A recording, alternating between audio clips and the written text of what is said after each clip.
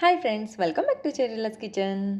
थंड थंड मस्त पाऊस पडत आहे आणि लोणावळा वाईब्स येण्यासाठी कॉर्न भजी हे झालेच पाहिजे. तर चला आज बनवूया कॉर्न भजी. वेळ न वाया घालवता रेसिपीला स्टार्ट करूया.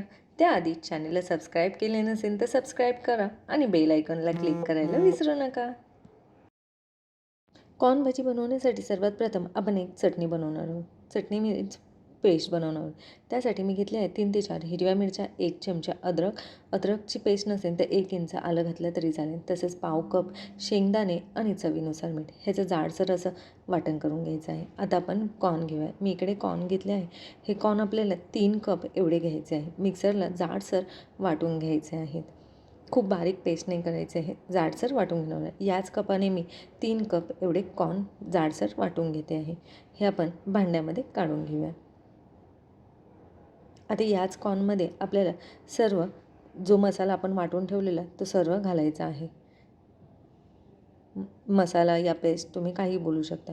हे सर्व घालून आता यामध्येच याला अजून चविष्ट बनवण्यासाठी यामध्येच काही मसाले ॲड करूया. तर 1 चमचा लाल तिखट, पाव चमचा हळद, अर्धा चमचा जिरे, चवीनुसार मीठ आणि 2 चमचे डेसिकेटेड कोकोनट ॲड करायचं आहे. आणि तसेच चवीनुसार मीठ आणि कोथिंबीर हे सर्व मिश्रण आपण एकजीव करून घेऊया. हाताच्या साहाय्यानेच आपण मिक्स करून घेऊया. तर याप्रमाणे आपल्याला पूर्ण मिक्स करून घ्यायचं आहे. इकडे माझे सर्व मिश्रण मिक्स झाले आहे. आता याला आपण 10 मिनटं असेच ठेवूया आणि तोपर्यंत यासोबत खाण्यासाठी चटणी बनवूया. तर मी इकडे कोथिंबीर घेतली आहे, पुदिना घेतला आहे आणि यामध्येच घालणार आहोत 3 ते 4 हिरव्या मिरच्या आणि अर्धा चमचा जिरे. तसेच यामध्ये आपण घालणार आहोत एक मीडियम साईजचा टॅमॅटो आपल्याला कट करून घालायचा आहे आणि यामध्येच घालूया अर्धं लिंबू पिळणार आहोत. तसेच ॲड करूया चवीनुसार मीठ आणि ह्याची आपण बारीक अशी पेस्ट करून घेऊया. तर इकडे माझी पेस्ट रेडी झाली आहे. तर तुम्ही बघू शकता मी या प्रकारे एकदम बारीक करून घेतलं आहे. आता हे आपण काढून घेऊया. मी चटणी वाटताना पाण्याचा वापर केला नव्हता. तर मी आता ह्यामध्ये थोडेसे पाणी ॲड करून ह्या चटणीमध्ये ॲड करणार आहे. त्याची कन्सिस्टन्सी तुम्ही बघून पाणी ॲड करू शकता. तर याप्रमाणे मी थोडंसं पाणी ॲड करून घेतले आहे. इकडे आपली चटणी रेडी झाली आहे. इकडे आपले 10 ते 15 मिनटं झाले आहे. आता आपण भजी बनवूया. भजी बनवण्याच्या आधी या बॅटरमध्येच आपण ॲड करणार आहोत 2 चमचे एवढे तांदळाचे पीठ आणि 2 चमचे एवढे चण्याचे पीठ. स्टार्टिंगला आपण 2-2 चमचेच पीठ ॲड करणार आहे आणि जसे लागेल तसे पीठ आपण ॲड करणार आहोत. 2-2 चमचे पीठ ॲड करून हे आपल्याला व्यवस्थित मिक्स करून घ्यायचं आहे. जर लागल्यास आपण यामध्ये पीठ ॲड करूया. मिक्स झाले आहेत पण बॅटर खूप थिन आहे, त्यामुळे मी यामध्ये अजून 2 चमचे तांदळाचे पीठ आणि 2 चमचे बेसनाचे पीठ ॲड केले आहे. हे परत आपण मिक्स करून घेऊया.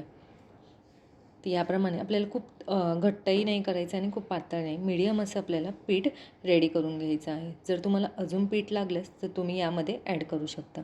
तर तुम्ही इकडे बघू शकता या प्रकारे ह्याच्या मुठ्ठ्या होत आहे. म्हणजे इकडे पीठ आपलं प्रॉपर रेडी आहे.